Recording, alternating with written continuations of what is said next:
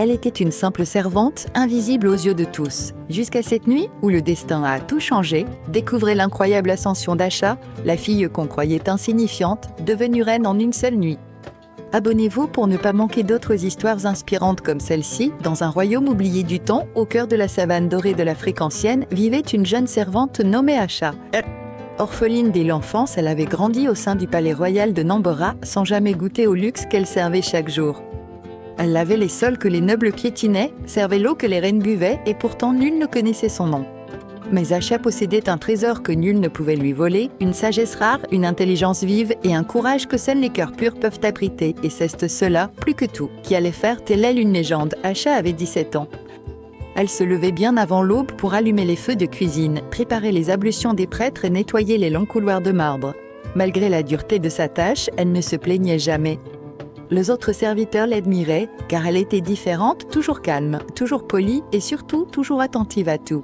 Un jour, alors qu'elle nettoyait le jardin sacré, elle surprit une conversation secrète entre deux conseillers du roi.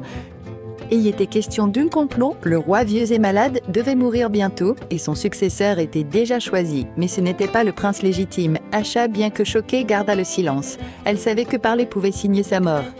Elle décida d'attendre, d'observer et de se préparer. Chaque 10 ans, le royaume de Nambora organisait une cérémonie sacrée, les épreuves des princes. Traditionnellement, seuls les membres royaux pouvaient y participer pour prouver leur valeur et prétendre au trône. Mais cette année-là, une annonce inédite fut faite. Le roi, dans sa grande sagesse, a décidé d'ouvrir l'épreuve à tout citoyen, noble ou humble, car le cœur d'un vrai roi ne se juge pas à son sang, mais à ses actes. La rumeur courut comme un feu de brousse. Personne ne s'attendait à ce qu'une simple servante comme Asha se présente. Et pourtant, le jour venu, elle était là, droite modeste, le regard déterminé, les nobles rirent. Les gardes hésitèrent, mais elle fut autorisée à concourir. Première épreuve, le labyrinthe des ancêtres, un dédale souterrain empli de pièges, de visions du passé et d'illusions mentales. Asha, grâce à sa mémoire photographique et sa sagesse acquise en observant les sages du palais, résista à la folie et trouva la sortie là où même les princes échouèrent. Deuxième épreuve, le jugement des savoirs. Face au grand prêtre, les candidats devaient répondre à 10 énigmes anciennes. Là encore, Asha brilla, se souvenant des textes qu'elle avait lus en cachette dans les archives du palais, qu'elle nettoyait autrefois. Troisième épreuve, l'épreuve du cœur. Un enfant fut placé au centre de l'arène. On donna à chaque candidat une arme et l'ordre de l'ignorer pour atteindre le sceptre sacré au centre. Tous foncèrent, sauf Asha. Elle s'arrêta. Protège l'enfant, dit une voix dans son cœur, elle fit bouclier de son corps, et alors les juges révélèrent que c'était le vrai test, celui de la compassion. Cette nuit-là, le roi fit venir Asha dans ses quartiers, il la regarda longuement. Tu es la fille que le destin a choisie. Il mourut avant l'aube, et selon la volonté royale, Asha fut proclamée reine de Nambora au lever du jour. Les nobles crièrent au scandale.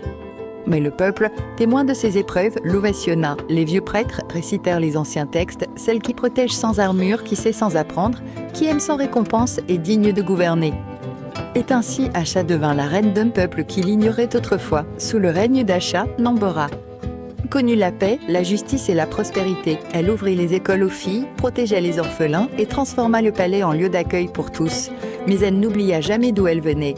Chaque jour, elle visitait les cuisines, partageait un repas avec les serviteurs et racontait à chacun « Il n'y a pas de petite vie, il n'y a que des âmes courageuses ». L'histoire d'Asha devint une légende transmise de génération en génération. Elle nous rappelle que le destin peut surgir à tout moment pour peu que l'on ait le cœur prêt. Et toi qui écoutes cette histoire, si Asha est devenue reine en une nuit, que feras-tu de ta propre nuit ?